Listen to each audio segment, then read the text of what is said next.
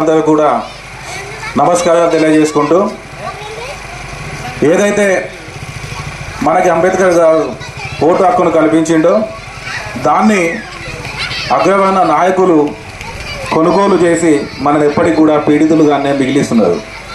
ఒక్కసారి మనమందరం కూడా ఆలోచన చేయాల్సిన అవసరం ఎంతైనా ఉంది. ఎందుకంటే ఈ ఖమ్మం పార్లమెంటు ఎన్నికలు జరిగిన ఇన్ని సంవత్సరాల చరిత్రలో ఇప్పటిదాకా ఎంపీగా ఒక బీసీ కానీ, ఎస్సీ కానీ, ఎస్టీ కానీ, మైనారిటీ కానీ ఒక్క నాయకుడు కూడా ఎంపీ కాలే. కేవలం 2-3 సామాజిక వర్గాలకు చెందిన అగ్రవర్ణ నాయకులే ఎంపీ లైన్లు కానీ ఇప్పటిదాకా బీసీలకు కానీ, ఎస్సీలకు కానీ, ఎస్టీలకు కానీ ఏ పార్టీ కూడా అవకాశాలు ఇవ్వట్లేదు. ఏ పార్టీ కూడా వాళ్ళని అభ్యర్థులుగా పెట్టట్లేదు. ఇప్పుడు మనం చూసుకున్నట్టయితే Congress party, BRS party, BJP party, ఈ 3 పార్టీలు అగ్రవర్ణ నాయకులకే ఇచ్చినాయి కానీ మనకు ఎస్సీలకు కానీ, బీసీలకు కానీ టికెట్ ఇవ్వలేదు. కానీ బహుజన్ సమాజ్ పార్టీ ఒక దళితుడునైనా నాకు ఇటీవల కాలంలో జరిగిన అసెంబ్లీ ఎన్నికల్లో మొన్న టికెట్ ఇవ్వడం జరిగింది. మళ్ళీ ఇప్పుడు పార్లమెంటు కూడా టికెట్ ఇవ్వడం జరిగింది. నేనేం చెప్తున్నా అంటే, ఒక్కసారి మనందరం కూడా మనం పోటీ చేస్తే వాళ్ళు మనకు ఓటేస్తారా? వాళ్ళు వెయ్యరు. కాబట్టి మనం పోటీ చేసినప్పుడు మన ఓట్లు మనమే వేసుకోవాలి. మన నాయకుడు గెలుస్తాడా, ఓడిపోతాడా అనేది దాని పరిగణనలోకి తీసుకోకుండా మన బలము, మన బలగము, మన సత్తా, మన దమ్ము చూపెట్టాలంటే రాఘవపురంలో 500 ఓట్లు ఉంటే 400 ఓట్లు బీఎస్పీకి పడితే రాష్ట్రం మొత్తం కూడా ఇక్కడికి వచ్చి కూర్చుంటారు. అంటే ప్రజలలో చైతన్యం మొదలైంది, మార్పు మొదలైంది, ఇంకా మన ఉనికికే ప్రమాదం జరుగుతుందని చెప్పి దాన్ని మనము పోలింగ్ బూత్లోకి పోతే మనం వచ్చి చూసేటోడు లేడు, మీకు డబ్బులు ఇచ్చినా ఓటు ఎందుకు వెళ్ళని అడిగేటోడు కూడా ఎవరు లేడు. కాబట్టి ఏనుగు గుర్తుకు ఓటేయాలి. మన ఓట్లు మనం వేసుకోవాలి. అంబేద్కర్ మనకు ఎందుకు ఓటు హక్కు కల్పించిండో దాన్ని మనము ఒక్కసారి మనం బీఎస్పీకి ఓటు వేసుకుంటే దాని లెక్కే వేరుంటుంది.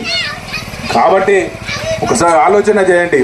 ఎందుకంటే ఉన్నవాడే ఉండు రాజకీయం అంటే 2-3 కులాలకు సంబంధించి కానీ కనీసము ముఖ పరిచయం లేని వ్యక్తులు, కనీసం ముఖం కూడా ఇప్పటిదాకా చూడనటువంటి వ్యక్తులు, కోట్ల రూపాయల డబ్బులతో దొరికినటువంటి వ్యక్తులు, కోట్ల రూపాయల డబ్బుల స్కాములు చేసి ఈడీ నోటీసులు వచ్చినటువంటి వ్యక్తులు, అటువంటి వాళ్ళు వచ్చి రాజకీయాలలో పోటీ చేస్తుంటే ఇప్పటికే మనకి ఇన్ని సంవత్సరాలు స్వతంత్రం వచ్చినా ఇంకా ఇట్లే ఉన్నాం. ఇంకా మన రేపటి పిల్లల భవిష్యత్తు కోసమైనా ఒక్కసారి ఆలోచన చేయాలి. అహర్నిశలు మేము కష్టపడుకుంటూ బహుజన బిడ్డల జీవితాలు బాగుపరచాలనే ఒక ఉద్దేశంతో, మనకి ఏదైతే అంబేద్కర్ ఇచ్చిన హక్కులని మనము వాటిని కాపాడాలనే ఒక ఉద్దేశంతో మేము అహర్నిశలు కష్టపడుతున్నాం. స్థానికుడిని కాబట్టి ఒక అవకాశం ఇవ్వాలని చెప్పి మీరే కాకుండా మనకు సమయం చాలా తక్కువ ఉంది కాబట్టి మీ చుట్టాలకి, మీ బంధువులకి, మీ స్నేహితులకి ప్రతి ఒక్కరం కూడా ఒక 100 మందికి వాటి నుంచి చెప్పే కార్యక్రమం పెట్టుకొని ఈ కొత్తగూడెం నియోజకవర్గంలో బహుజన్ సమాజ్ పార్టీకి ఏదైతే ఒక గౌరవప్రదమైన ఓట్లు వస్తే ప్రశ్నించే గొంతుకగా గత 15 సంవత్సరాల నుండి నిరంతరం ప్రజా సమస్యల మీద పోరాటం చేసుకుంటా ఏ నాయకుడు ఎమ్మెల్యేగా ఉన్నా కూడా వాళ్ళకి వ్యతిరేకంగా వాళ్ళు చేసే ప్రజా వ్యతిరేక విధానాల మీద నిరంతరం పోరాటం చేస్తున్నా. కాబట్టి ప్రశ్నించే గొంతును బతికించుకోవాల్సిన అవసరం ప్రజలకే ఉంది.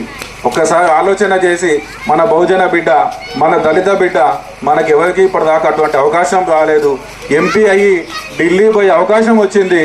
కాబట్టి ఎవడు డబ్బులు ఇచ్చినా మనం తీసుకుందాం, ఓటు మాత్రం లోపడిపోయి 2వ నెంబర్ ఏనుగు మీద వేద్దామని చెప్పి మీరందరూ కూడా వేస్తారని ఆశిస్తూ నాకు అవకాశం ఇచ్చినందుకు ధన్యవాదాలు తెలియజేసుకుంటూ ముగిస్తున్నాను.